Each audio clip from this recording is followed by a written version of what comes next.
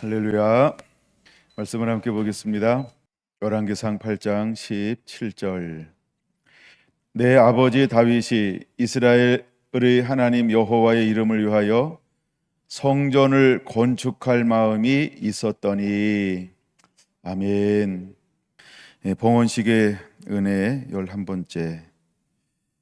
8장 12절부터 21절 10절은 솔로몬의 봉헌사라고 그렇게 알려져 있습니다. 자, 이제 성전 건축을 하고 하나님 앞에 봉헌사를 합니다. 어떻게 시작됐고 어떤 과정을 거쳐서 어떻게 마무리되었는가, 이런 과정으로 10절에 걸쳐서 봉헌사를 솔로몬은 하고 있습니다. 여기에 보면은 이제 성전이라고 하는 이 단어가 예를 들어 성전, 처소, 이것까지 합쳐서 보면 8번이나 10절에 기록되어져 있습니다. 그러니까 매절마다 한 번씩 했다, 이렇게 봐도 되겠죠. 그 정도로 10절에 8번이나 이제 성전 건축에 관한 그런 말들이 8번이나 반복해서 들어가고 있는 것을 볼 수 있어요. 이제 13절부터 시작해서 성전을 건축하였사오니 영원히 계실 처소로소이다. 처소. 그 다음에 16절은 내 이름을 둘 만한 집을 건축하기 위하여 라고 하는 말. 그 다음에 건축한다라고 하는 이 말은 건축한다라고 하는 말은 21절 설치하였노라 라고까지 합치면은 7번이나 10절에서 7번이나 할애하고 있다라고 하는 것입니다. 그처럼 솔로몬은 이제 봉헌사를 하면서 이 하나님의 성전이 어떻게 시작돼서 마무리되었는가를 요약하여서 전달을 하고 있는 것입니다. 근데 저는 이 부분을 읽고 또 읽으면서 하나님의 계획, 즉 하나님은 찾는 게 있구나, 이런 마음이 들었어요. 하나님은 무엇을 찾을까? 하나님은 첫째 마음을 찾습니다. 하나님은 어떤 특별한 마음을 품은 그 마음, 그러니까 생각, 그 가치관, 무엇을 그 마음속에 품고 있는가, 그것을 찾고 있다라고 하는 것입니다. 두 번째는 그 마음을 품은, 그 생각을 품은, 그 뜻을 품은 사람을 하나님은 찾고 있다라고 하는 것입니다. 그런 부분들을 볼 수 있죠. 오늘은 하나님이 찾는 마음, 하나님이 찾는 사람, 이런 또 하나의 소주제지만 오늘을 향한 주제인데, 그런 부분들을 보면서 함께 말씀을 나누어 보려고 합니다. 먼저 16절에 보면 이렇게 표현하고 있어요. 내가 내 백성 이스라엘을 애굽에서 인도하여 낸 날부터 내 이름을 둘 만한 집을 건축하기 위하여. 그럼 하나님의 마음은 어디에 있는 걸까요? 내 이름을 둘 만한 집, 내 이름을 둘 만한 집을 건축하라, 이것이 하나님의 마음이고 계획이었다라고 하는 것입니다. 우리가 이제 6장 1절을 보면서 아주 중요한 단어 중에 하나가 무엇이라고 말씀을 드렸죠? 출애굽하고 난 이후에 몇 년? 480년이 지난, 이거를 6장 1절에는 꼭 기록하고 있다라고 하는 것입니다. 그럼 우리가 출애굽을 몇 년에 했는가를 역추적하면 BC 1446년에 출애굽을 하게 되어지고, 솔로몬이 재위 4년 후라고 그랬으니까 976년에 BC 976년에 성전 건축 966년에 성전 건축이 시작되어지고 있다라고 하는 것입니다. 그러면 그것을 합치면은 480년 후라고 하는 것입니다. 그래서 480년 후, 근데 하나님은 16절에서 너무 중요한 것을 우리에게 말씀해 주고 있죠. 내가 내 백성 이스라엘을 애굽에서 인도하여 낸 날부터 내 이름을 둘 만한 집을 건축하기 위하여 라고 말씀하고 있어요. 그러니까 하나님은 이스라엘 백성들을 인도하여 내셔서 하나님이 주기로 언약했던 약속의 땅 가나안 땅에 들어가면 거기서 원래 하나님은 어떤 목적을 가지고 있는 것이었을까요? 솔로몬 시대에 하나님이 집을 짓는 것을 먼저 계획한 것이 아니고 하나님의 뜻은 언제부터 하나님의 이름을 두려는 집을 짓기를 원하는 마음을 갖고 소망을 갖고 사람들을 찾으셨는가라고 하는 것입니다. 그래서 하나님은 출애굽기를 통해서, 즉 신의 산 언약을 통해서 다시 그 땅을 들어갈 신명기를 통하여서 끊임없이 말씀하고 있는 것이 하나 있다라고 하는 겁니다. 나는 언약을 지키는 하나님이시다. 그러므로 백성들에게는 무엇을 요구하셨냐 하면 너는 내 말을 듣고 순종하는 자가 되라. 그래야만 나는 영원할 것이다. 즉 범사가 잘 되고 강건할 것이다. 이 땅에서 복을 받고 하늘에서 복을 받을 것이다. 내가 너를 도울 것이다. 하나님은 끊임없이 동일한 약속을, 그러니까 모세를 통하여 했던 표현과 다윗을 위하여 했던 표현은 다를지 모르지만 하나님의 마음은 동일한 것을 볼 수 있습니다. 그러니까 하나님은 솔로몬 시대의 성전이 세워지는 것이 아닌 이미 여호수아 그리고 그 이후의 세대 가운데서 그 땅에 하나님은 집이 세워지기를 원하셨다라고 하는 것을 보여주는 것이지요. 다시 한번 16절 보면 내가 내 백성 이스라엘을 애굽에서 인도하여 낸 날부터 내 이름을 둘 만한 집을 건축하기 위하여 이스라엘 모든 지파 가운데서 이렇게 표현하고 있어요. 그러면 끊임없이 하나님은 그날부터 시작해가지고 계속해서 그들이 그 땅에 정착하여 살고 있는 동안 하나님은 무엇을 찾고 있을까요? 하나님이 찾고 있는 게 하나 있다라고 하는 거예요. 하나님이 찾고 있는 것. 그럼 누가 그 하나님의 마음을 시원케 할 것이냐는 거예요. 누가 하나님의 뜻이 하늘에서 이루어진 것처럼 이 땅에서도 이루어지게 할 사람이 누구냐라고 하는 거예요. 과연 누가 내가 무엇을 먹을까 마실까 입을까라고 하는 나의 욕망, 나의 소원, 내 꿈, 나의 환경, 나의 어떤 부귀영화, 어떤 나의 영달 이런 것이 아닌 하나님의 뜻을 이루시옵소서라고 하는 아버지의 마음을 시원케 할 수 있는 그 마음을 품은 사람은 누구냐는 거예요. 그런 의미에서 하나님은 어떤 사람을 찾고 있을까요? 그래서 하나님은 찾는 마음이 있어요. 하나님이 찾는 사람이 있는 거예요. 먼저 주님은 요한복음 4장에서 우리에게 알려주고 있지 않나요? 하나님이 이렇게 예배하는 자를 찾으실 거라는 거예요. 그러니까 이 단어는, 이 말씀은 굉장히 중요한 거예요. 그러니까 하나님이 어디에 관심이 있냐는 거예요. 나의 관심, 나의 시선, 나의 목표, 그것이 중요한 게 아니고 하나님의 시선, 하나님의 방향, 하나님의 목적, 하나님은 무엇을 원하시는가? 그러니까 하나님이 찾는 마음, 하나님이 찾는 사람은 어떤 사람인지를 이 시대에 우리는 알아야 된다는 거예요.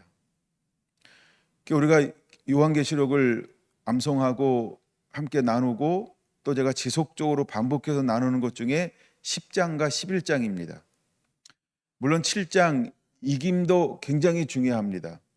물론 14장 이긴 자들의 특징도 굉장히 중요합니다. 근데 10장과 11장을 강조하는 것은 10장을 거쳐야 11장에 주님이 오실 수 있는 마지막에 주님이 그 환난 때, 즉 한 일해 동안에 쓰일 하나님의 사람들이 세워지기 때문입니다.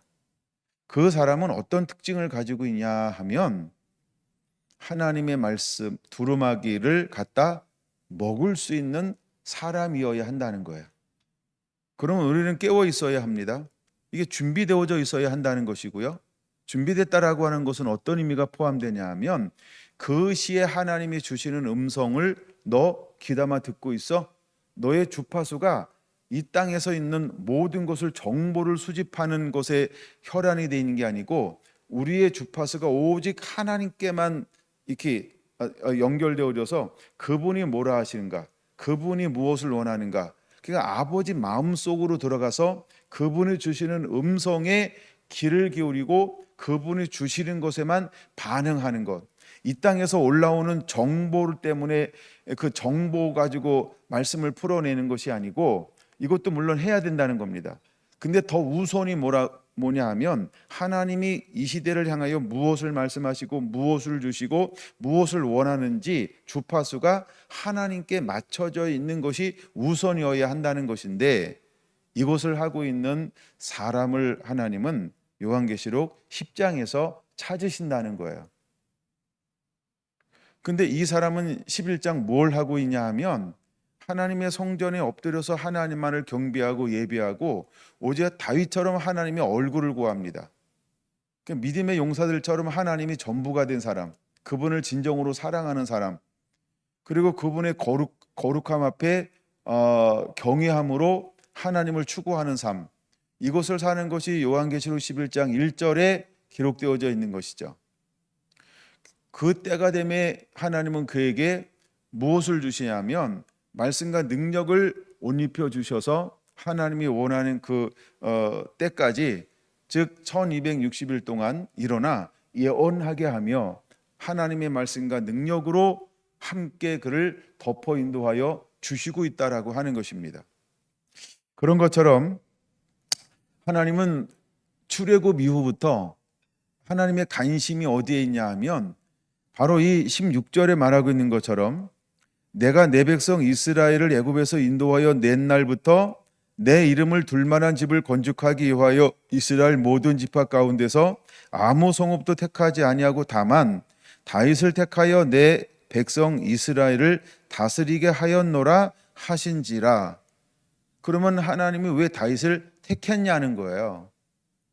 그러면 17절 이렇게 말합니다. 내 아버지 다윗이 이스라엘의 하나님 여호와 이름을 위하여 성전을 건축할 마음을 품고 있었더니라고 하는 것입니다. 물론 품고라는 말은 제가 넣었는데 그 마음을 가지고 있었다라고 하는 거예요. 그러니까 하나님이 찾는 사람은 어디에 있는 걸까요? 하나님은 무엇을 지금 찾고 있는 걸까요? 그러니까 하나님의 마음을 이 땅에서 함께 품어낼 수 있는 마음. 근데 이것은 비밀이었다는 거예요. 근데 아버지의 마음을 시원케 하기 위해서 그 마음을 함께 이 땅에서 품을 수 있는 사람.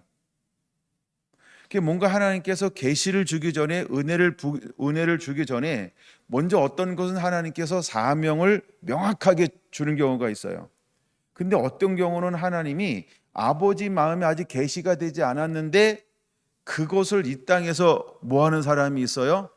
하나님의 마음을 시원케 하는 사람이 있다는 거예요. 근데 다윗은 어떤 사람이었냐 하면 하나님의 마음을 시원케 하는 사람이었다는 거라는 것입니다. 그러므로 어느 시대가 되면 두 가지 사람을 하나님이 들어 쓰실 것인데 하나는 하나님의 마음을 시원케 하는 사람을 하나님이 들어 쓰실 것입니다. 또 하나는 하나님이 사람들 속에서 택하셔서 사명을 주어서 들어 쓰실 거라니까 큰 의미에서. 근데 때때로 가끔 이렇게 보면 우리가 이렇게 표현할까요? 천재들이 요즘에 굉장히 많더라는 거죠. 지금 이게 무슨 말이냐 하면 IQ가 좋은 사람이 굉장히 많아요. IQ가. 예. 이제 요새 어떤 그 TV에 나온 어떤 걸 이렇게 보다 보면 굉장히 많더라고요. 마이크가 뭐 140 넘는 아이들이 굉장히 많아요. 예. 예, 맞아요. 그거 봤어요.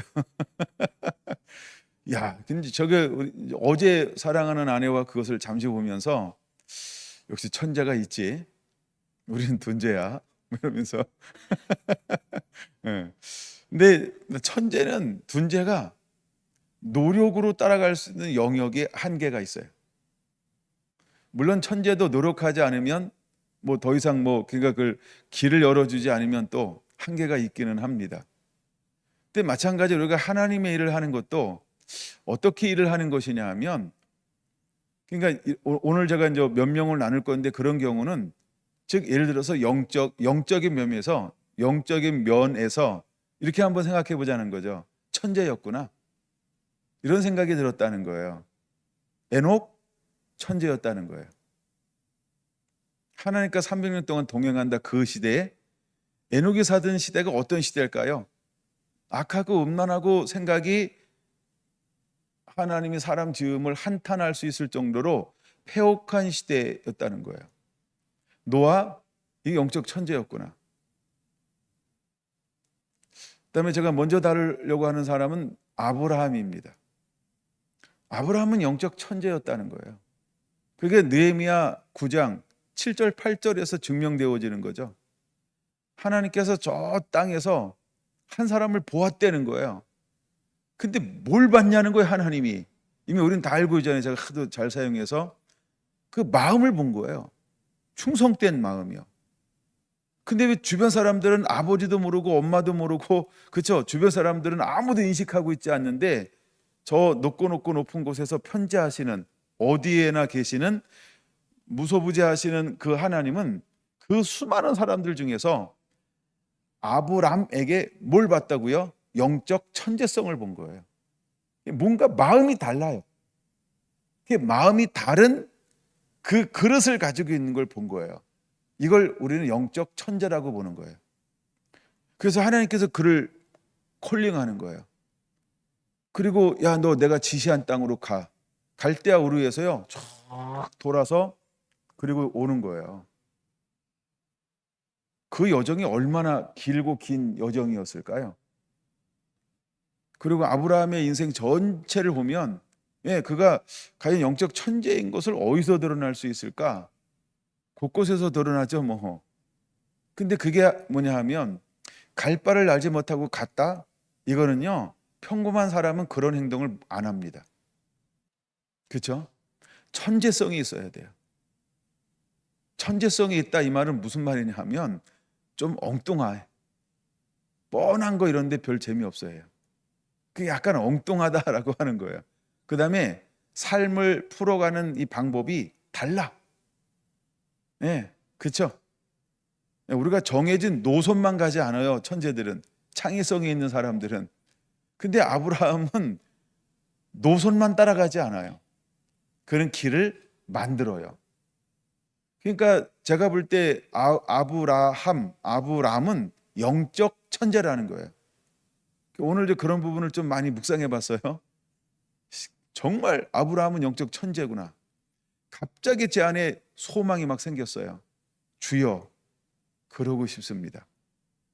제가 그런 소망을 품었다고요. 여러분들도 한번 그런 소망을 한번 품어보세요.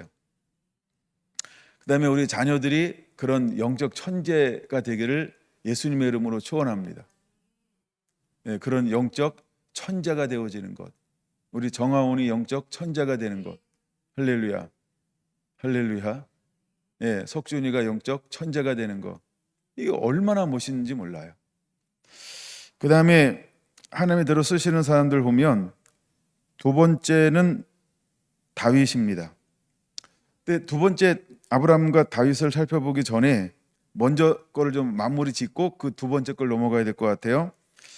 하나님은 내 이름을 둘 만한 집 여기에 굉장한 관심을 가지고 있는 거예요. 내 이름을 둘 만한 집을 짓는 것에 하나님은 굉장한 관심을 가지고 있는 거예요. 그러면 오늘날 우리가 이 교회에 하나님은 뭘 하고 싶어 한다는 걸까요? 하나님의 이름을 두시고 싶어 한다는 거예요. 우리가 보여주는 이 건물, 우리가 이렇게 표현하죠. 그냥 성결한 교회. 이제는 이 교회 자체가 하나님 여기다가 무엇을 두고 싶어 한다고요? 하나님의 그 이름을 두고 싶어 한다고요. 그 다음에 이제 신약 시대 우리 몸된 성전에 하나님은 무엇을 두고 싶어 하는 걸까요? 내 몸에, 내 삶에, 내 인격에 하나님의 이름을 두고 싶어 하는 거예요. 여러분들이 이제 인터넷을 뒤져서 하나님의 이름을 찾아보시고 예수님의 이름을 찾아보세요. 이걸 우리가 아주 오래전에 성경 공부를 했던 경험이 있어서 뭐 최근에는 한 지가 하도 오래돼가지고 하나님의 이름을 여러분들이 찾아보세요. 그러면 그 수많은 이름을 하나님은 내 삶에 그대로 나타내기를 원한다는 거예요. 그럼 우리가 하나님의 이름과 예수님의 이름이 있어요. 거의 한 40여 가지가 있어요. 그럼 그 이름을 공개된 거. 그럼 그 이름을 하나님은 어디다 두고 싶어 한다고요? 내 삶에요. 내 삶에 두고 싶어 하시는 거예요. 예수라는 이름에 여러 가지 이름이 있어요. 그 이름을 하나님은요, 우리의 삶에 그 이름을 두고 싶어 하는 거예요. 그러면 내가 움직이는 교회다 그러면 이 움직이는 교회는 무엇을 드러내는 교회여야 할까요? 그렇죠? 우리가 신약과 구약을 나눈다 그러면 하나님의 이름을 드러내는 교회, 예수님의 이름을 드러내는 교회, 하나님의 이름을 드러내는 삶, 예수님의 이름을 드러내는 삶, 이것이 우리의 몸된 삶의 이유여야 한다라고 하는 거예요. 하나님은 이 땅 가운데 하나의 건물을 짓는 것에 목적이 있는 것이 아니고 끊임없이 여기서 5번에 걸쳐서 뭐라고 말씀하시는가? 요 10절밖에 안 되는 여기에 몇 번이나 하나님이 이름을 두시려고 라고 말씀을 하고 있을까요? 이름을 두시려고. 일단 16절에 하나 있죠. 17절에 하나 있죠. 18절에 하나 있죠. 19절에 하나 있죠. 20절에 하나 있죠. 찾으셨나요? 그래서 이렇게 표현하고 있다는 거예요. 내 이름을 둘 만한 집을 건축하기 위하여. 17절 이스라엘의 하나님 여호와 이름을 위하여. 18절 내가 내 이름을 위하여. 19절 내 아들 그가 내 이름을 위하여. 20절 마지막 부분 이스라엘의 하나님 여호와 이름을 위하여 전을 건축하고. 그 여호와의 이름을 위하여. 그러니까 우리가 하나님의 집에 너무너무나 중요한 목적이 뭐냐 하면 하나님은 하나님의 이름을 그 전에 그 건축물에 그 두고 싶어 한다는 거예요. 그러면 잘 보세요. 이제 큰 것, 내 이름을 두시려고 하는 것의 일입니다. 그게 뭐냐 하면 이름을 두었다? 이름에는 뭐가 들어가는 걸까요? 그분의 모든 게 포함되는 거죠. 그러니까 이 땅에 세워지는 솔로몬 성전을 통하여 하나님은 그 성전을 바라보는 사람들에게 누구를 알리고 싶어 하는 거예요. 그렇죠? 하나님을 보여주고 알리고 싶어를 원하는 거예요. 그럼 우리가 몸된 성전이 되었다 그러면 나는 누구를 알리는 광고판이 되어야 할까요? 나는 누구를 알리는 그렇죠? 매체가 되어야 할까요? 내와 함께 하시는 날 구원하신 날 사랑하신 뭐 수많은 표현을 할 수 있죠. 바로 예수 그분을 나라는 광고판을 통하여 드러내기를 하나님은 원하시는 거예요. 이것이 그리스도인, 이것이 구원받은 자라고 하는 거예요. 이것이 몸된 성전의 목적이라고 하는 거예요. 그러니까 하나님은 나라는 삶을 통하여 내 짧은 인생, 안개와 같은 이 짧은 인생을 통하여서 너 얼마나 나를 드러낼래? 하나님은 우리에게 그 소망을 두고 있다라고 하는 거예요. 내가 이 땅 가운데서 예수 그리스도의 이름으로 구원받은 자로 살아가는 목적이 무엇이냐 하면 나는 하나님의 그 이름과 예수님의 그 이름을 나라고 하는 내 삶이라고 하는 이 짧은 나그네와 같은 안개와 같은 이 눈 깜짝할 사이에 사는 이 삶을 통하여서 하나님은 나타내기를 원한다라고 하는 거예요. 이게 성전의 목적이라는 거예요. 이게 성전의 목적이라는 거예요. 그래서 이름 속에 포함되어진 거죠. 너무 많이 나가면 또 다른 설교가 되기 때문에 하여간 초점을 놓치지 않으려고 그렇게 많이는 나누지 않습니다. 근데 지금 굉장히 중요한 핵심들은 다루고 있는 거예요. 예.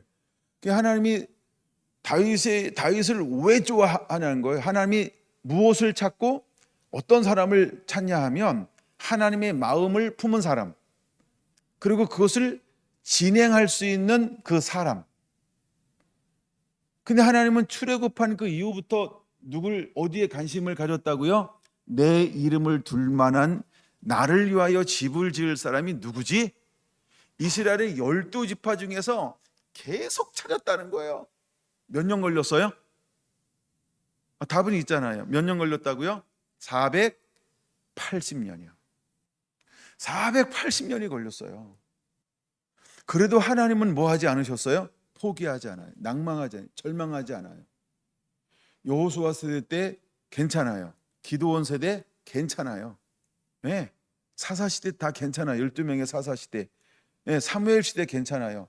첫 번째 왕 사울왕 시대 괜찮아요. 하나님의 관심은 은혜를 부어주고 있지만 이 은혜는 이렇게 봅시다.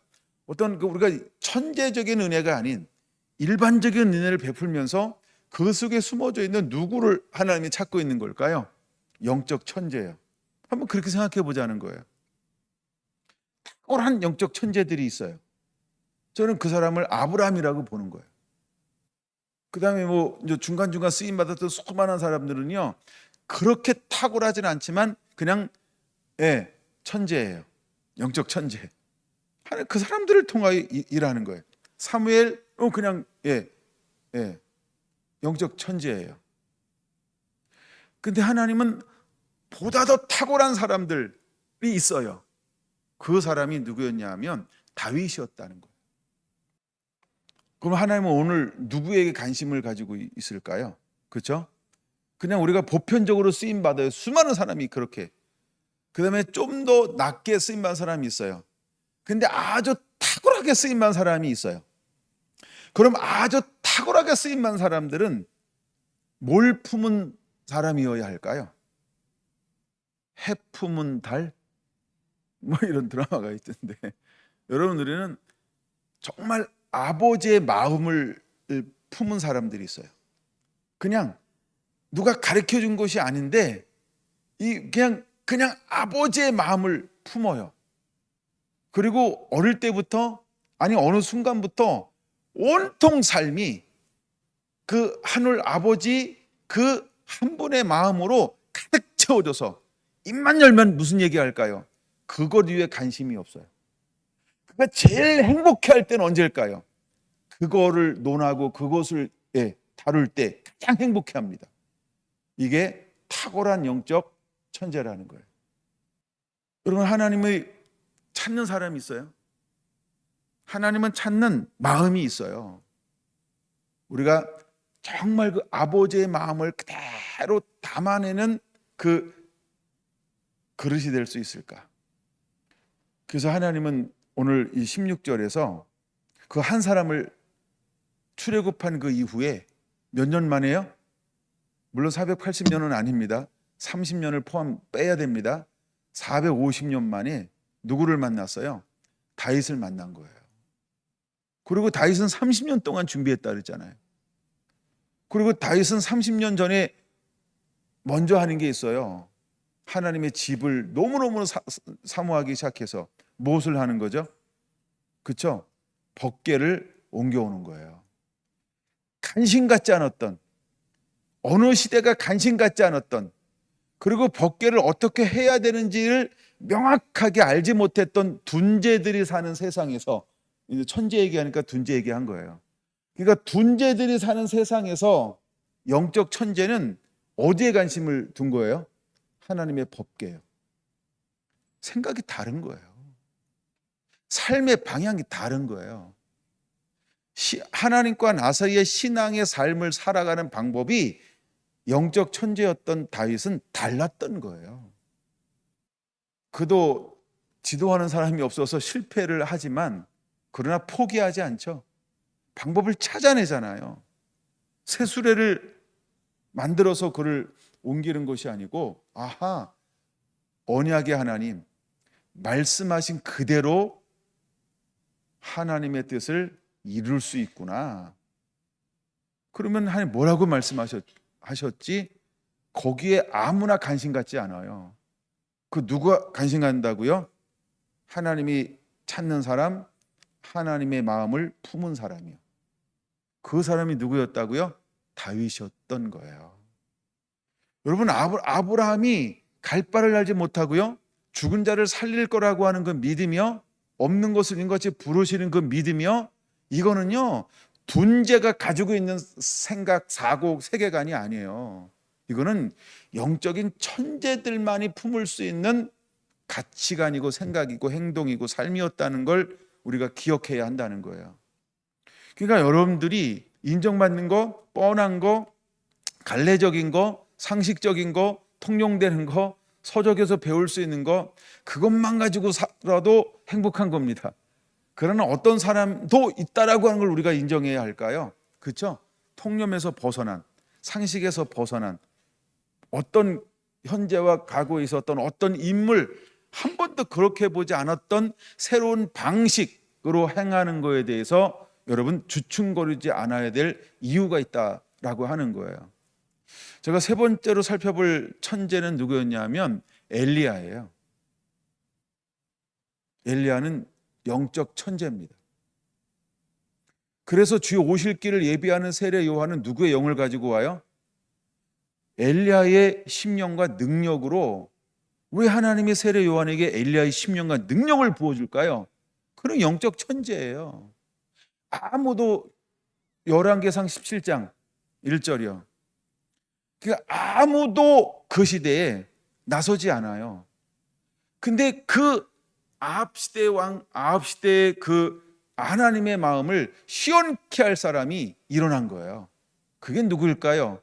엘리야, 디셉 사람 엘리야예요. 하나님이 그때부터 너무너무 좋아하시는 거야.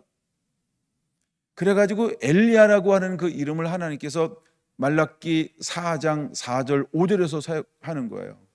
마지막 날이 임하기 전에 반드시 하나님께서 보내겠다는 거예요. 누구를 보내겠다 그랬어요? 아버지의 마음을 아들에게로, 아들의 마음을 아버지에게 돌이킬 자를 보내겠대. 근데 마음을 서로 돌이키는데 그 사람이 누굴까요? 그렇죠? 영적 탁월한 천재 누구라고요? 엘리야의 심령을 가진 자예요. 그래서 하나님께서 그에게 엘리야의 심령을 부어주겠다는 거예요. 그 사람만이 뭐 할 수 있다고요? 돌이킬 수 있고, 서로 다쳤던 마음, 얼었던 마음, 막혔던 마음, 무너졌던 관계, 훼손됐던 그 관계를 유일하게 하나로 통합시킬 수 있는 그걸 품은 사람이 있어요. 이건요 존재들이 하는 거 아니에요. 이건 영적 천재만이 그 길을 열어놓을 수 있어요. 근데 그 사람이 누구였냐 하면 세례 요한이었다는 거예요. 그럼 마지막 때 하나님께서 또 사람을 일으킨다 그랬어요. 저는 그 사람이 마지막 때 신부, 마지막 때 두 증인, 요한계시록 10장 11장에 나오는 그 사람이라고 보는 거예요. 여러분, 이 사람은 화목케 하는 자예요. 그리고 마지막 때 대부분과 대추수를 위해서 마지막 때 다시 한번 하나님께서 3년 6개월 1260일 동안 하늘의 권능과 능력, 말씀을 가지고 성령의 권능과 능력을 가지고 다시 한번 마지막으로 사역하게 합니다. 그 마지막 사역을 하나님께서 둔지에게 맡길까요? 아닙니다. 탁월한 영적 천재들을 하나님이 찾는 거예요. 누가 이것을 할 것인가? 누가 이 일을 이룰 것인가? 하나님은 탁월한 마음을 가진 그 한 사람들에게 관심이 있는 거예요. 여러분 어때요? 저는 봉헌사를 읽으면서 갑자기 이 말씀 속에 계속 꽂혔어요. 16절을 딱 읽는데, 하나님은 애굽에서 인도하여 낸 날부터 내 이름을 둘 만한 집을 건축하기 위하여 하나님이 집을 건축하기를 원하셨구나. 근데 여호수아도 여기에 대한 액션이 한 개도 없어요. 근데 그는 뭐에 대한 나중에 이제 소망과 갈망을 가지고 있냐면 나는 여호와만 섬기겠노라. 근데 그는 어디서 여전히 섬기는 거예요? 이미 그는 무엇인가를 한번 성취해 봤잖아요. 그럼 뭘 했다고요? 어떤 성취의 경험을 가지고 있을까요? 모세의 성막이라고 하는 이걸 건축한 성취를 가지고 있어요. 그러니까 여기에 이게 한계예요. 이게 하나님은 여기에 머물기를 원치 않고 이제는 뭘 하기 원하는 거예요? 야, 이동하는 성막이 아니고 이제 안주할 수 있는 땅에 들어갔잖아. 그러면 이제는 이동하는 성막, 장막이 아니고 하나님의 마음은 뭐예요? 이제는 솔로몬 성전처럼 딱, 그쵸? 어떤 하나님이 원하는 그 장소에 하나님을 위하여 집을 짓는 걸 원하셨단 말이에요. 근데 여호수아는 거기까지는 품지 못했어요. 그래서 이런 생각을 한번 해보는 겁니다. 아, 그는 이미 한 번의 부흥을 경험했구나. 한 번의 집을 지어봤구나. 그러니까 내가 뭘 하고 나면 그 다음부터 인생은 뭐 하면서 살아요? 추억을 갉아먹으면서, 빼먹으면서, 이자 뽑아먹으면서 그러고 산다는 거예요. 이게 나이가 먹으면 우리 안에 자꾸 뭘까 찾아하면 안주하려고 하면 찾아와요. 나 이미 한번 했어. 그래가지고 사람들이 논어에 대한 두려움이 자꾸 막 쌓아놓고 뭘 예비하고 막 이러잖아요. 그렇죠? 불확실성 때문에. 그러면 하나님이 천재성은 개발이 안 됩니다. 천재성은 어디서 나오는 걸까요? 모험할 수 있니? 아이, 아까 뭐 아브라함부터 보면 그쵸? 그 모든 걸 놓고 그냥 가. 다 버리고 가. 안정을 포기한 거예요. 다윗이요?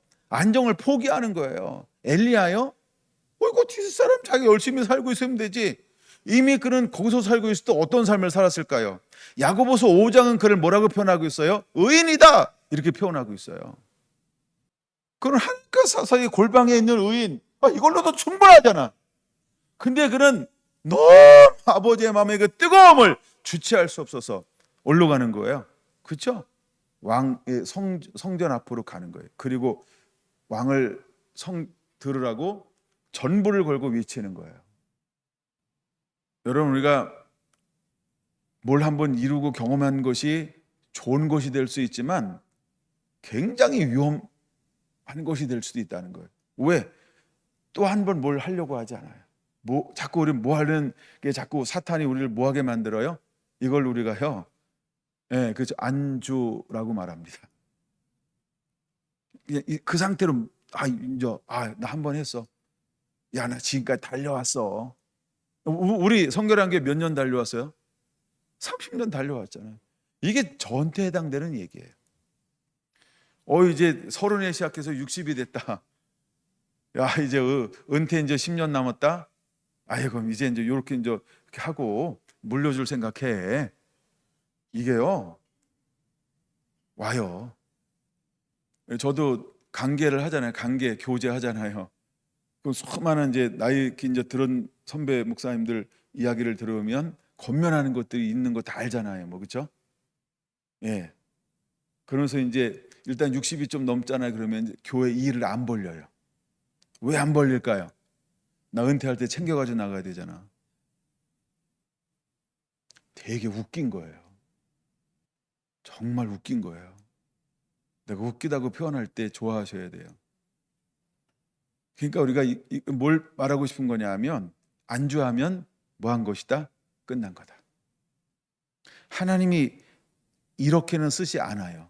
왜? 넌 이미 생각이 뭐였어요? 구닥다리잖아. 이미 생각이 넌 내 마음을 담아낼 수 없잖아. 내 마음을 담는 걸로 원치도 않잖아. 꿈도 안 꾸잖아. 소망하지도 않잖아. 내 마음을 담아줄 하나님 됐어요. 저 그냥 요렇게 살다가 하나님의 것을 거부할 수 있어요. 너무 이게 하나님은 다윗을 택하였습니다. 물론 솔로몬이 건축을 했어요. 근데 586년에 완전 초토화돼 버립니다. 성전이 몇 년 동안 유지가 되었을까요? 그렇죠? 물론 짓는 시간이 7년이 걸립니다. 그렇죠? 373년. 하나님의 이름을 두시려고 하는 그 성전이 373년 이 땅 가운데 존재하는 거예요. 그러면 물론 하나님의 거룩한 이름을 두시려고 세웠고 하나님께서 거기 임재하셨고 그다음에 말씀에 순종하면 하나님께서 영원할 것이라고 말씀하셨고 또 하나 우리가 잊지 않아야 될 것이 뭐냐 하면 그러나 이 단어요. 너희가 이 땅에 사는 일곱 족속처럼 나를 버리면 나도 너를 토하여 내치리라. 근데 우리는 신앙생활하면서 잊고 사는 게 하나 있어요. 뭘 잊고 사는지 아세요? 그러나 그 다음 거요. 내가 불순종하면, 내가 나를 버리면, 내가 다른 우상들을 섬기면, 내가 저 이방 민족까지 너희도 토하여 내치리라. 이걸 우리가 잊고 살 수 있어요. 그러지 않을까요? 그리고 자꾸 우리는 뭘 바라봐요? 30년 전, 20년 전, 알았어요, 10년 전. 그렇죠? 가장 좋을 때, 가장 은혜로울 때, 가장 평화로울 때. 그러면 그 사람은 살아 있으나 뭐 쓰잘데가 없는 거예요. 지금 영화로 너무 좋아, 지금 막 부러울 만해. 근데 하나님의 눈으로 볼 때 그 사람은 어떤 사람이라고요? 아무짝에도 쓸데없는 사람이라고요. 세게 표현합시다. 뭐 여러분을 향해서 누구 한 명을 향해서 하는 얘기는 아니니까.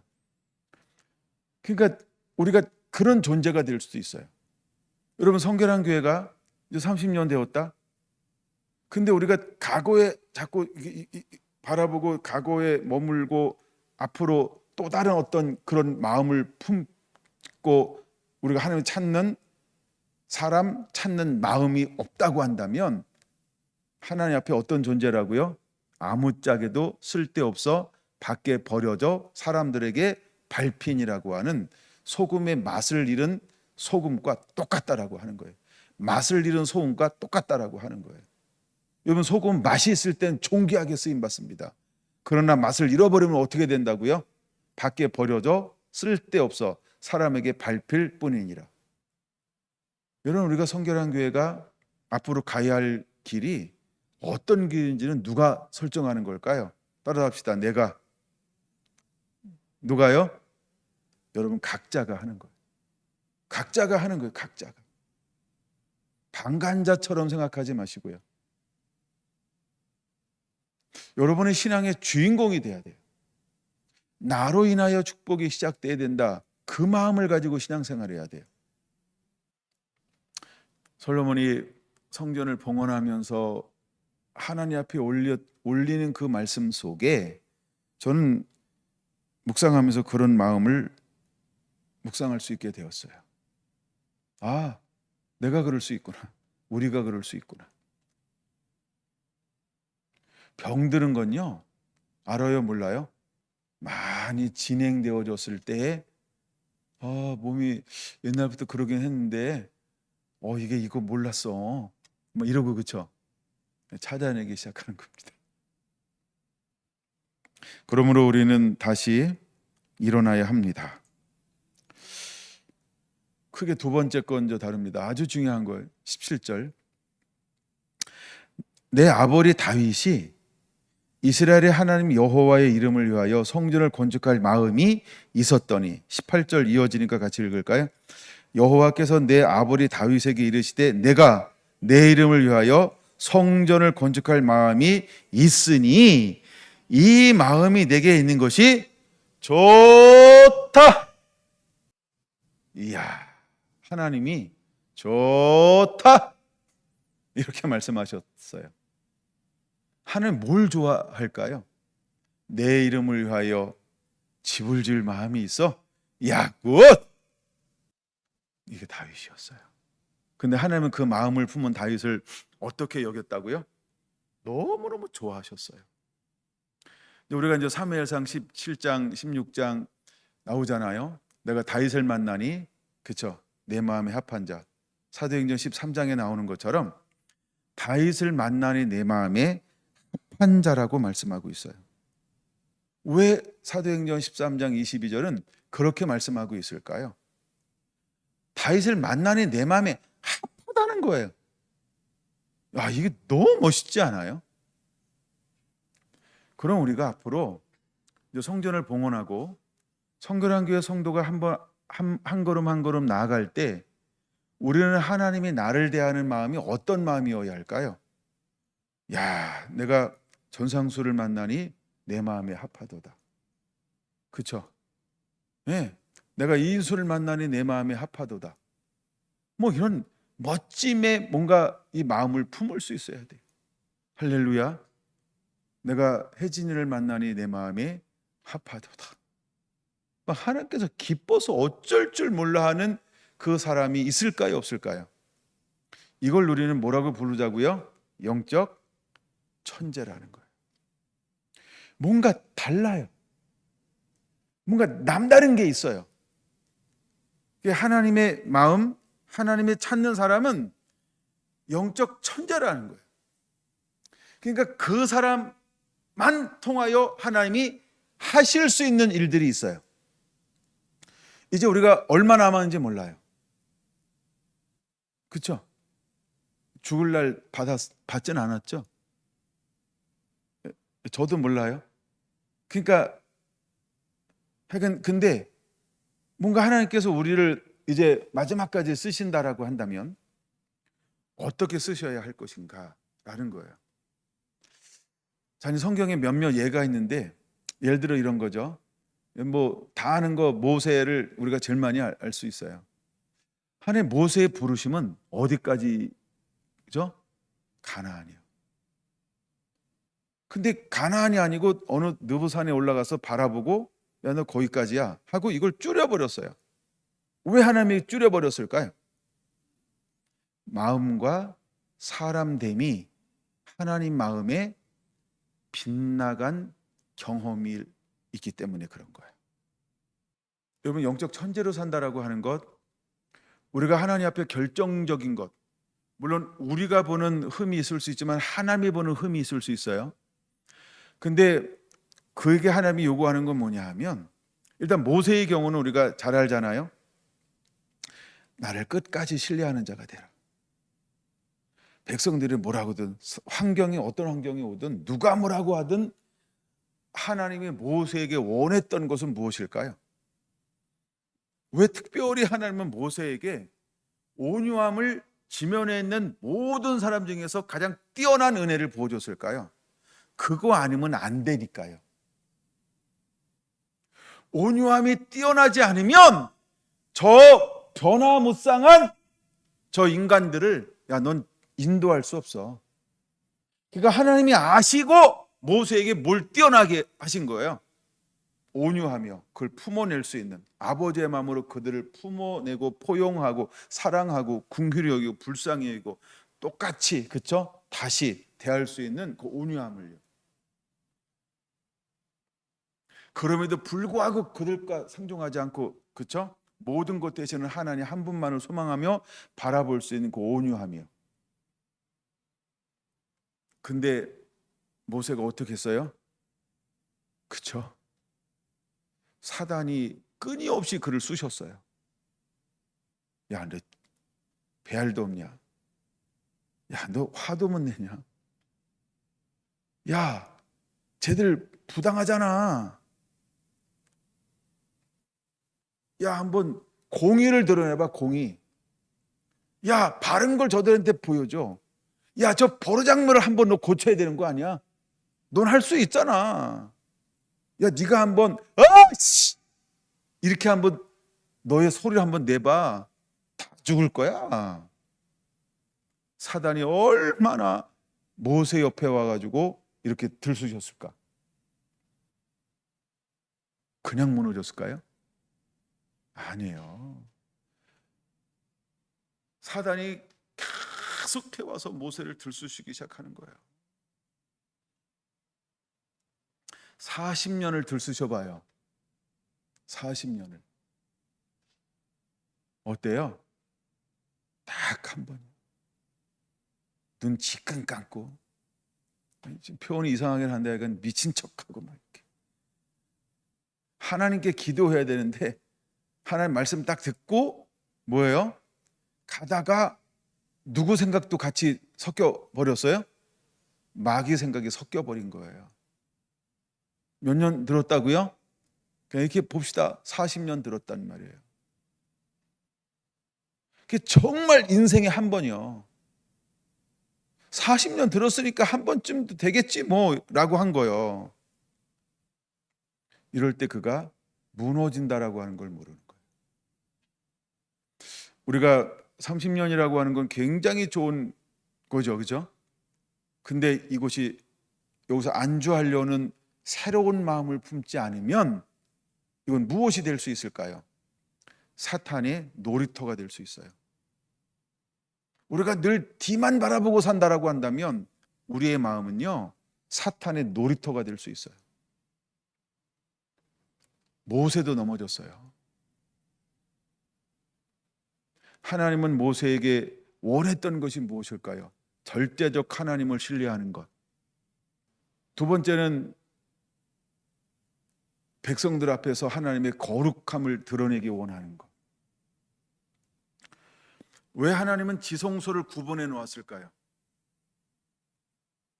이거는 하나님이 이 땅에 있는 사람들에 의해서 더럽혀지는 것을 허용하지 않겠다라고 하는 의미가 있는 거예요.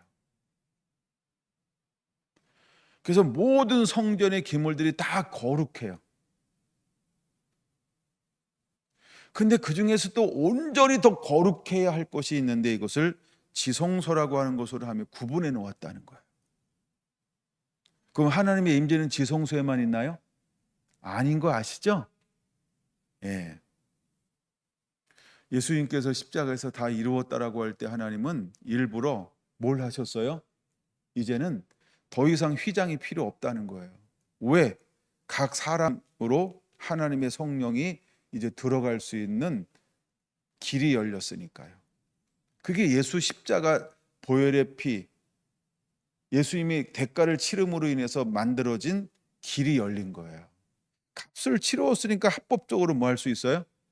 이제는 하나님의 영광이 지성소 안에 휘장으로 가려진 것이 아닌 이제는 각 사람의 마음을 문을 열고 예수님 임금과 구주로 모셔드리면, 아니면 사도행전 2장 38절로 이야기하면 그쵸, 우리가 회개하고 주 예수를 믿으면 성령을 선물로 받는 길이 다 이루었도다라고 하면서 운명하신, 즉 죗값을 지불하심으로 말미암아 이것이 길이 열린 거예요. 그럼 여러분, 우리는 이제 무엇을 보여주는 존재가 되어야 하냐는 거죠. 저는 이것이 솔로몬의 봉헌사 속에 숨어져 있는 또 하나의 놀라운 비밀이라고 보는 거예요. 오늘은 크게 두 가지를 다루고 있습니다. 그냥 작은 제목은 하나님을 찾는 사람, 하나님을 찾는 마음, 찾는 사람. 첫째, 내 이름을 둘 만한 집 건축하라.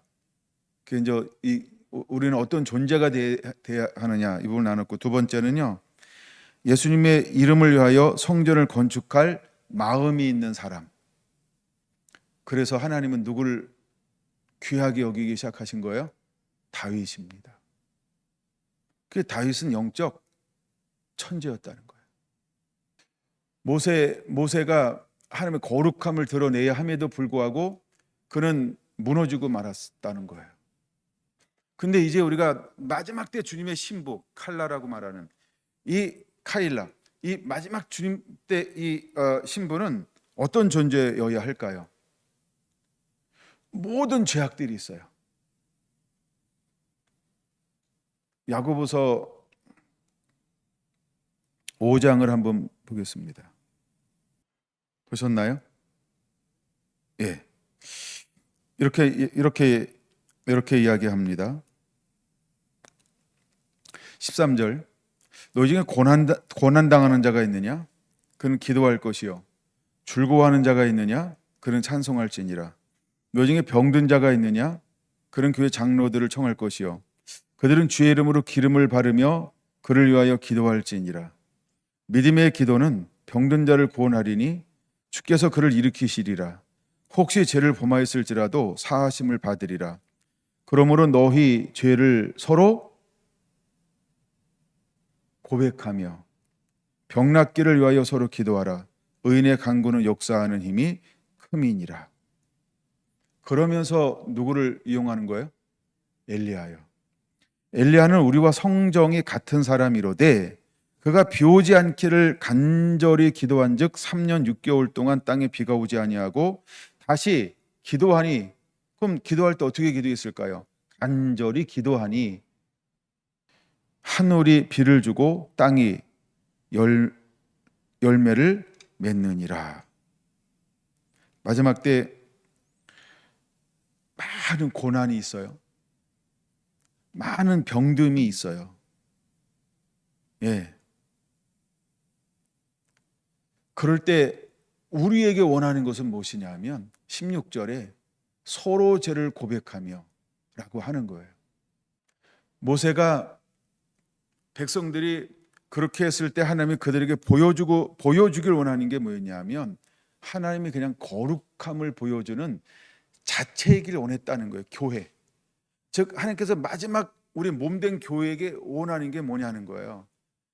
모세에게 두 가지를 요구하지 않았나요? 첫째, 너는 나를 믿으라. 그 말씀 그대로 하라. 둘째, 너는 나의 거룩함을 그대로 드러내라. 이게 마지막 때 신부가 걸어가는 길이어야 한다는 거예요. 모세를 통하여 우리에게 보여주고 싶은 것이 바로 그거였어요. 근데 영적 천재로 쓰임 받았던, 지금 제가 아브라함을 다뤘어요. 그다음에 다윗을 다뤘어요. 예, 이 사람들이 하나님께서 보여준 것이 무엇일까라고 할 때 그건 다른 게 아닙니다. 그 두 가지를 보여주는 거예요. 여러분, 우리가 엘리야가 걸어간 길, 또 엘리야의 10년간 능력했던 세례 요한이 걸어갔던 길, 연약함도 있어요. 그러나 그것은 무엇을 손상시키지 않았을까요? 하나님의 거룩함. 우리도 연약하고 미숙할 수 있어요. 그러나 본질적인 면에서 하나님의 거룩함을 손상시키지 않는 범위 안에서 하나님은 우리를 들어 쓰시고 사용하시기를 원하신다라고 하는 것입니다. 우리가 그 길을 걸어가는 은혜가 있게 되기를 원합니다. 제가 이 말씀을 보다가 아주 성전을 건축하고 나서 요 첫 번째 자리에서 이제 앉아서 18년 전입니다. 가을에 굉장히 말씀이 하고 은혜 받은 말씀이 있어요. 그게 빌립보서 2장이었어요. 빌립보서 2장 12절에서 18절입니다. 이걸 제가 4단계로 여러분에게 많이 풀어줬던 말씀인데 저는 이 말씀이 기억이 났어요. 자, 일단 12절 눈으로 읽고 13절 같이 읽습니다. 너희 안에서 행하시는 이는 하나님이시니 자기의 기쁘신 뜻을 위하여 너희에게 소원을 두고 행하게 하시나니. 하나님은 우리가 무엇을 갖고 행하기를 원하실까요? 하나님의 기쁘신 뜻을 위하여 소원을 가지고 행하기를 원하고 있어요. 하나님을 찾는 사람은 어떤 사람일까요? 하나님 어떤 사람을 찾고 있을까요? 이제 우리가 품어야 할 것이 있어요. 우리가 가져야 할 것이 있어요. 예수님 우리에게 기도를 가르쳐 주세요 라고 할 때 예수님은 우리에게 주기도문이라고 말하는 하나님의 뜻이 이 땅에서 이루어지기를 원하는 그 소원을 갖고 기도하기를 원하셨다라고 하는 거예요. 그랬던 것처럼 여러분, 우리는 다윗을 왜 하나님이 그렇게 기뻐하셨을까라고 할 때 다윗은 하나님을 이름을 위하여 집을 지을 마음을 품었기 때문이라는 거예요. 그리고 한 번도 그는 그 마음을 후퇴시킨 적이 없어요. 할 수만 있으면 그는, 그렇죠?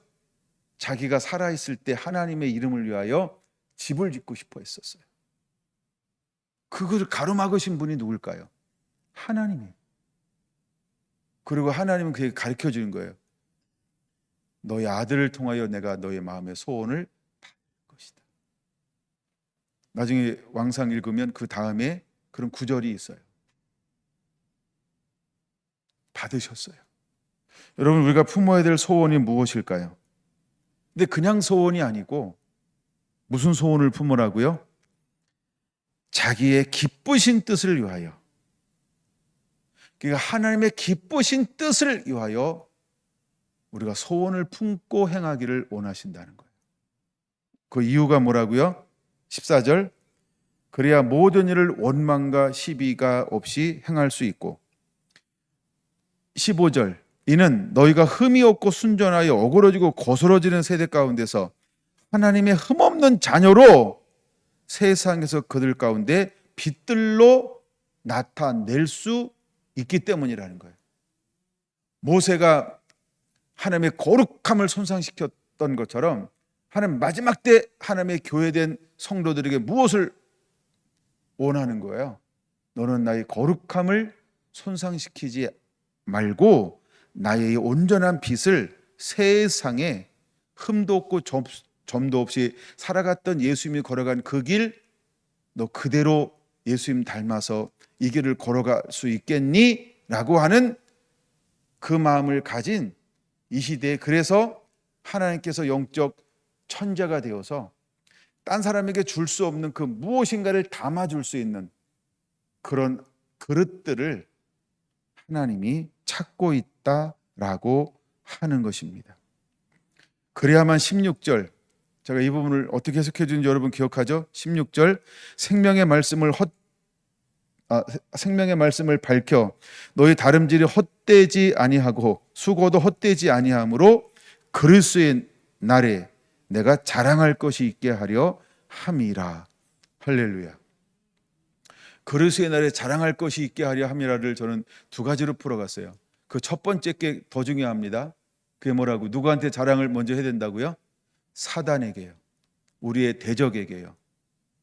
모세를 40년 동안 유혹해서 넘어지게 했던 그 사단에게 첫사람 아담, 점도 없고 흠도 없고 완벽했던 아담과 하와를 넘어뜨렸던 누구에게? 사단에게 보란 듯이 자랑할 만한 존재. 이제 우리 성결한 교회가 앞으로 어떤 교회로 세워져야 할까? 우리 성결한 교회 성도들이 앞으로 어떤 성도로 세워져야 할까? 여러분, 참소자인 사단에게 흠과 점을 그렇게 집요하게 파고드는 사단에게 대놓고 자랑할 수 있을 만한 그런 하나님의 사람으로, 그래서 하나님이 찾는 하나님의 마음을 품은 그 사람이 되기를 예수님의 이름으로 축원합니다. 시간이 좀 갔는데 한 부분만 더 나누고 말씀을 마칠게요. 에스라 1장, 느헤미야 앞에가 에스라입니다. 에스라 1장, 제가 시간을 좀 많이 썼긴 했어요. 자, 에스라 1장 5절 한번 봅니다. 찾으셨나요? 이에 유다와 베냐민 족장들과 제회장들과 레위 사람들과 그 마음이 하나님께 감동을 받고 올라가서 예루살렘에 여호와의 성전을 건축하고자 하는 자가 다 일어나니. 여러분, 우리 마음에 어떤 마음이 있어야 할까요?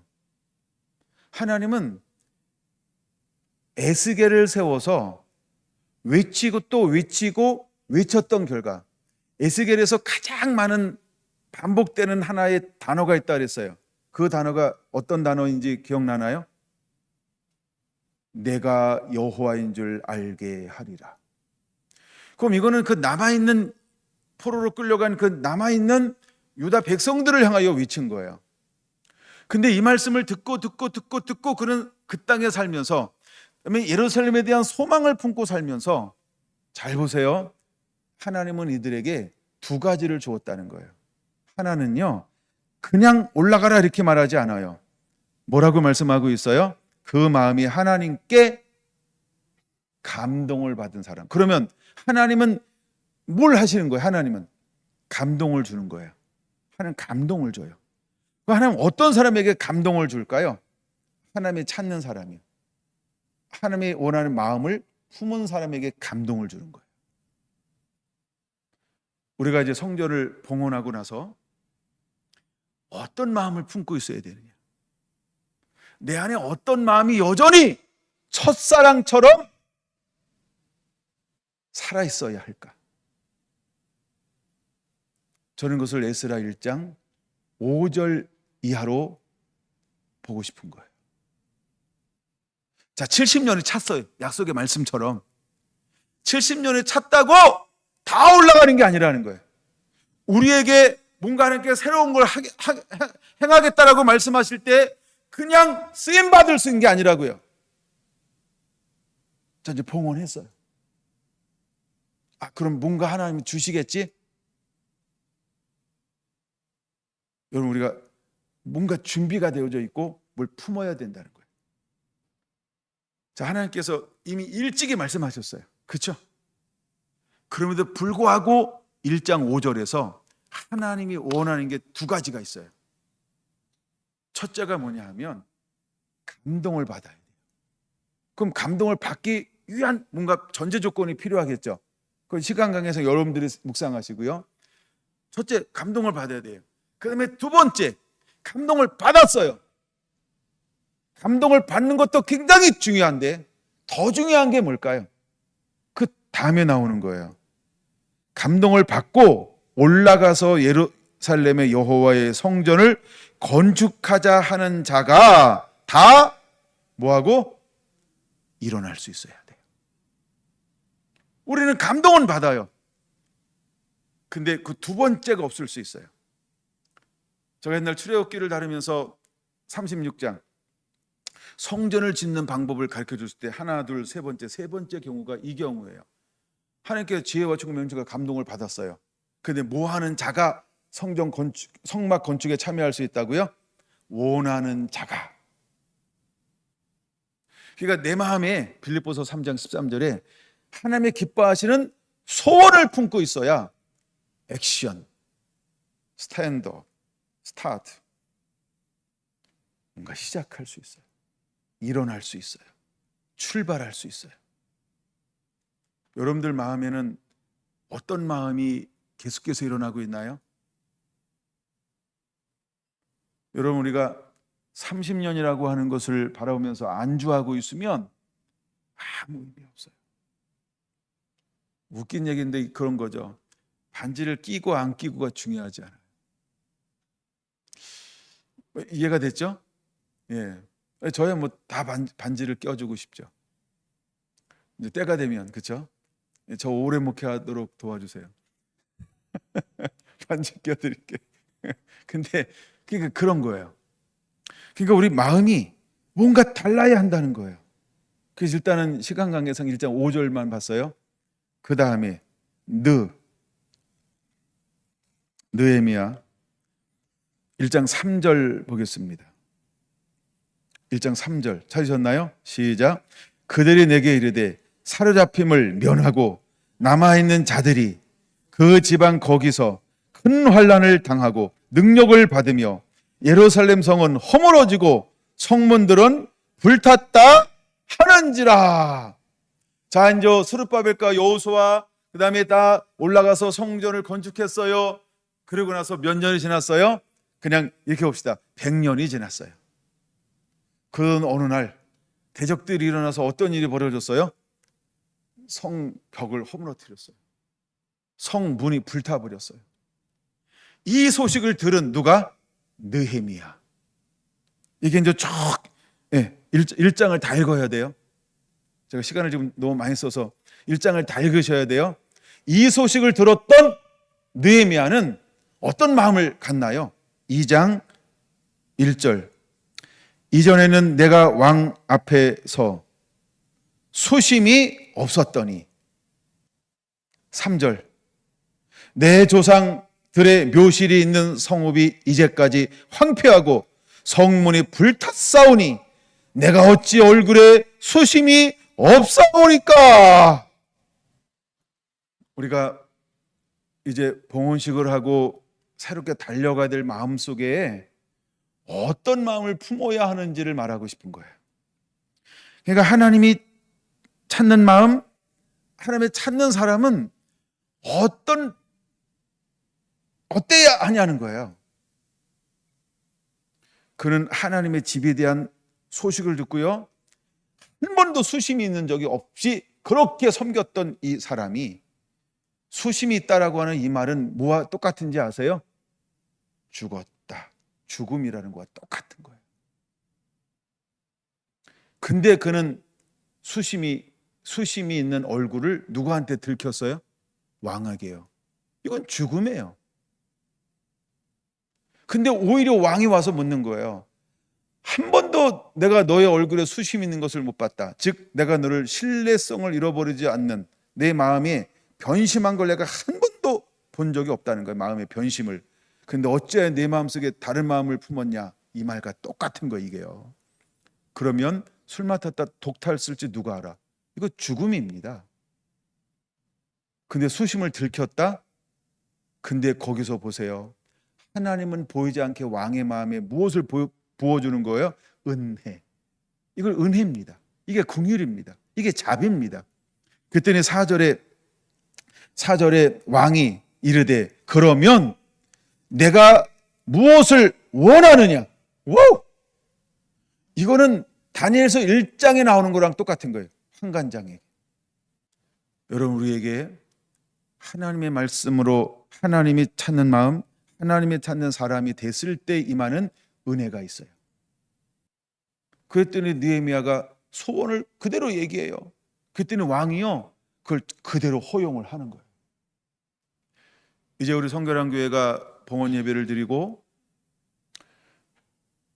봉헌식의 은혜라고 하는 말씀을 다룰 때 여러분 안에 다시 한번 이런 마음이 새롭게 주어지게 되기를 예수님의 이름으로 축원합니다.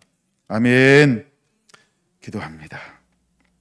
하나님의 계획, 하나님은 출애굽한 그 이후부터 놀라운 계획을 갖고 하나님이 찾는 마음, 찾는 사람이 있었습니다. 누가 나를 위하여 내 이름을 위하여 내 이름을 둘 만한 집을 지을 것인가? 그런데 450년이 지난 그 어느 날 한 사람이 그 마음을 바깥으로 드러냈습니다. 모를 그를 만나기 전 20여 년 전부터 다윗은 특별한 마음을 품었습니다. 그러나 20년이 지난 그가 왕이 되었을 때 그는 다른 사람이 한 번도 듣지도 보지도 생각하지도 전수받지도 못했던 마음을 품은 한 사람이 되었습니다. 내가 여호와의 이름을 위하여 집을 짓고 싶습니다. 그는 그 어떤 소망보다도 그 마음에 가득 찼던 마음은 이제 내가 이 땅에 사는 존재, 내가 왕이 된 이유는 하나님의 거룩한 이름을 위하여 집을 짓는 것입니다. 여호와여 이것을 허락하여 주옵소서. 그는 하나님 앞에 얼마나 몸부림치며 기도했을까? 그는 얼마나 사모하며 그렇게 기도했을까? 하나님은 그 마음을 이미 보았고 알고 있었습니다. 그리고 그 마음이 있는 것으로 족하였고 너무너무 기뻐하였고 그 마음이 있음에도 불구하고 하나님은 다윗을 통하여 일하지 않고 다윗아 너는 내가 먼저 시킨 그 일을 먼저 하는 자가 되라. 내 몸에서 날 그 씨를 통하여 내 마음에 품었던 소원을 내가 이룰 것이다. 다윗아 그것이 너의 소원인 줄 아니? 다윗아 그것이 너의 마음인 줄 아니? 나는 이미 450년 전부터 나는 그 마음을 품은 사람을 찾고 있었다. 내가 450년 동안 어디에 관심이 있었는지 아니? 누가 내 이름을 위하여 집을 짓겠다라고 하는 마음을 품어줄 수 있을까? 다윗아 고맙다. 다윗아 고맙다. 하나님은 다윗을 얼마나 좋아하셨을까? 기뻐하셨을까? 이제 30주년 우리가 헌당을 하면서 특별히 열왕기상 8장을 중심으로 말씀을 나누고 있습니다. 이제 새롭게 한 걸음 또 한 걸음 나가야 할 우리 성결한 모든 지체 가운데 하나님이 임하시고 찾아와 주셔서 내가 생각하고 계획하는 마음이 아닌 그냥 둔재로 사는 것, 그냥 특별한 존재로 사는 것, 그것도 너무나 귀하고 존귀합니다만 하나님 아브라함처럼 다윗처럼 엘리야처럼 세례요한처럼 사도 바울처럼 마지막 때 두 증인처럼 영적 천재가 되고 싶습니다. 탁월하게 하나님 앞에 붙들려 쓰임받는 그런 삶을 살아내고 싶습니다. 오늘 여기 모여 함께 예배하는 성결한 성도들 가운데 아버지 그 마음을 부어주시옵소서. 누가 아버지의 마음을 시원케 할 수 있을까? 누가 아버지의 마음에 미소 짓게 할 수 있을까? 누가 아버지의 마음을 추수하는 날 얼음 냉수처럼 시원하게 할 수 있을까? 하나님, 이곳에서 예배하는, 또 대구에서, 구미에서, 대전에서, 서울에서 함께 예배하는 우리 성결한 성도들이 머무는 그곳에서 정말 아버지의 마음을 시원케 할 줄 아는 그 한 사람 한 사람들이 세워지고 일어나게 하여 주옵소서. 또 우리의 다음 영광의 세대가 그 마음을 품은 사람들이 일어나게 하시고 주여 그 사람들이 이제는 이 성전으로 모여들게 하여 주옵소서. 주께서 이사야 60장 4절 5절 말씀하셨던 것처럼 그 사람들이 모여들게 될지어다. 그 마음을 품은 사람들이 모여들게 될지어다. 내가 나사렛 예수의 이름으로 명하노니 그 마음을 품은 사람들이 모여들지어다. 그 심령을 위한 사람들이 모여들게 될지어다. 주의 오실 길을 예비하는 사람, 잃어버린 영혼들을 구원할 사람, 감동을 받아 성전을 건축하는 자로 일어나는 사람들, 이 사람들의 동서남북 사방으로부터 모여들게 될지어다. 하나님이 기뻐하시는 소원을 갖고 행할 수 있는 사람들이 내가 나사렛 예수의 이름으로 명하노니 동서남북 사방에서부터 모여들게 될지어다. 여호와의 이름을 위하여 성전을 건축할 마음이 있는 사람, 내가 나사렛 예수의 이름으로 명하노니 동서남북 사방으로부터 모여들게 될지어다. 주여 우리 안에 새해를 이루시고 행하시옵소서. 이 일을 이루실 하나님을 찬양합니다. 주님만이 모든 영광을 받으시옵소서. 예수님의 이름으로 축복하며 기도하옵나이다. 아멘.